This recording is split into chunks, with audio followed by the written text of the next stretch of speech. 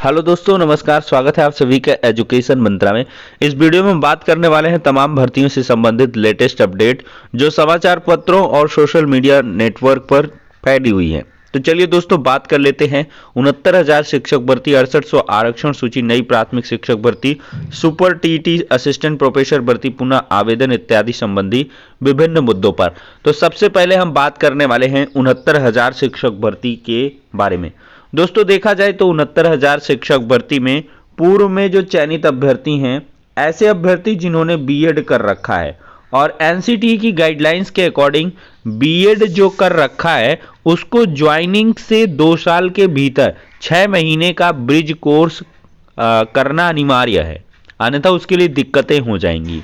और सबसे बड़ी जो जिम्मेदारी है वो राज्य सरकार की है कि इनके लिए ब्रिज कोर्स का प्रबंध करे, लेकिन अभी तक राज्य सरकार के अधिकारी और ना कर्मचारी इस पर ध्यान नहीं दे रहे हैं और जो समय है वो काफी बीतता नजर आ रहा है। अक्टूबर में आई थिंक मिड में ज्वाइनिंग हुई थी, तो काफी कम समय बचेगा। तो इसके लिए एक पिटीशन पड़ चुकी है, यहां पर देख सकते हैं रिट नंबर हाइड किया गया है और यहां पर ड्राफ्ट डायरी नंबर वगैरह है। Jai Singh Yadav and others versus state of Uttar Pradesh के नाम से ये जो याचिका है वो फाइल हुई है लखनऊ बेंच में, और इस पर जो सुनवाई है वो अभी नहीं हो पा रही है, मतलब उसकी डेट ऑफ लिस्टिंग नहीं आई है। जैसे ही डेट ऑफ लिस्टिंग आएगी आप सभी को इन्फॉर्मेशन प्रोवाइड करेंगे।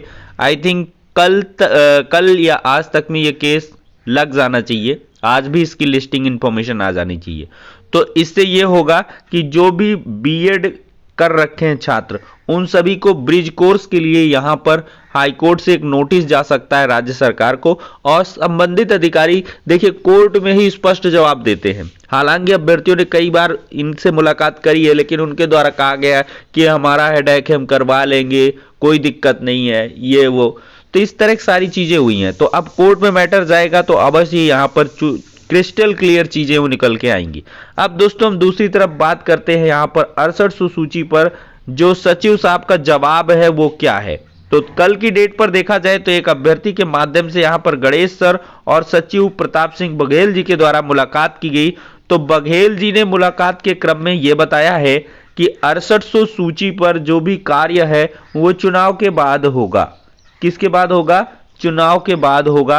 उन्होंने कहा है कि जितने भी अधिकारी हैं, सभी कर्मचारी कहीं ना कहीं चुनाव में व्यस्त हैं, चुनाव का काफी ज्यादा बर्डन है और जब तक चुनाव नहीं हो जाते हैं तब तक हम इस पर कुछ कर नहीं पाएंगे। और उन्होंने ये भी कहा है कि 18 फेब की जो सुनवाई है वो भी काफी महत्वपूर्ण है, उसके लिए हमने तैयारियां कर ली हैं। और छात्रों ने ये भी चिंता जताई कि सर रिट के ऊपर रिट पड़ रही हैं, बहुत सारी नई नई पिटीशन आ रही हैं। तो इस पर सचिव साहब ने कहा है कि यह अभ्यर्थियों का अपना अधिकार है, सब कोई अपना रिट कर सकता है, जिसका ग्रीवांस होगा वो अपना रिट करेगा, लेकिन हम पूरी तरीके से 6800 की आरक्षण सूची बचाव के लिए प्रतिबद्ध है।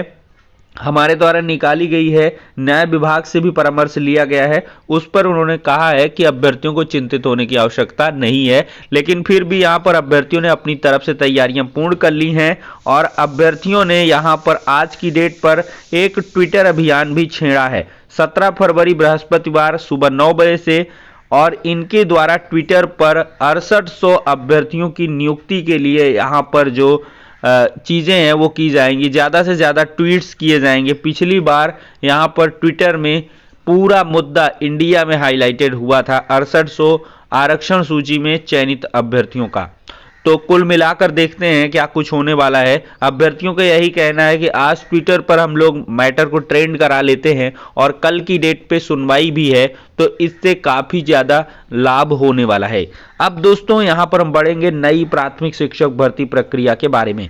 दोस्तों जैसा कि आप सभी देख रहे हैं कि सपा सुप्रीमो अखिलेश यादव जी के द्वारा लगातार नई प्राथमिक शिक्षक भर्ती सभी सरकारी पदों पर खाली जो पद है उन पर भर्तियों की बात कही जा रही है।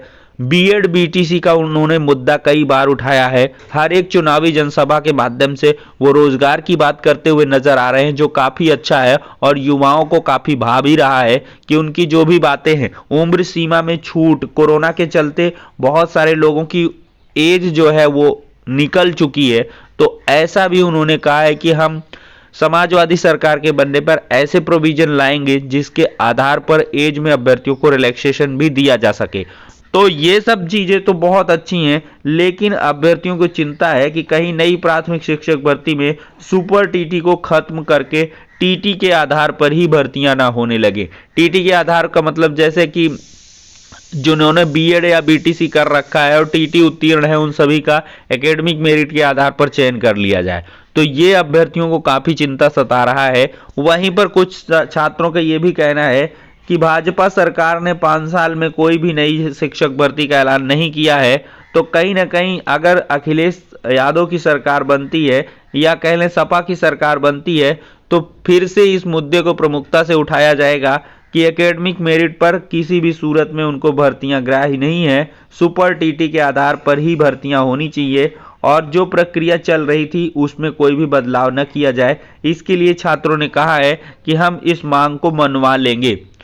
और देखिए भाई, यहाँ पर जो सरकारें बनती हैं वो क्या कुछ करती हैं, चूंकि सरकार को बनने और बनने के पहले में काफी बदलाव होता है। सरकार बनने के बाद सुर बदलते हैं और जो चुनावी वादे होते हैं वो कहीं ना कहीं धरे के धरे भी रह जाया करते हैं, लेकिन इतना नहीं होगा कि आपने खुले मंच से कई बार आह्वान किया है और उन्हीं मुद्दों पर अगर आपकी सरकार बने तो आप उन्हीं मुद्दों पर गौर ना कर पाए, ये बहुत ही मुश्किल है। तो ऐसा तो बिल्कुल है कि अगर सपा सरकार बनती है तो यहाँ से नई प्राथमिक शिक्षक भर्ती और भी विभिन्न पदों पर भर्तियों की बात बहुत जल्द की जा सकती है। लेकिन वहीं पर भाजपा सरकार की बात करें तो इनके द्वारा भी आश्वासन सिर्फ दिया गया है, वो भी कुछ एक शब्दों के माध्यम से कि हम खाली पदों पर भर्तियां करेंगे।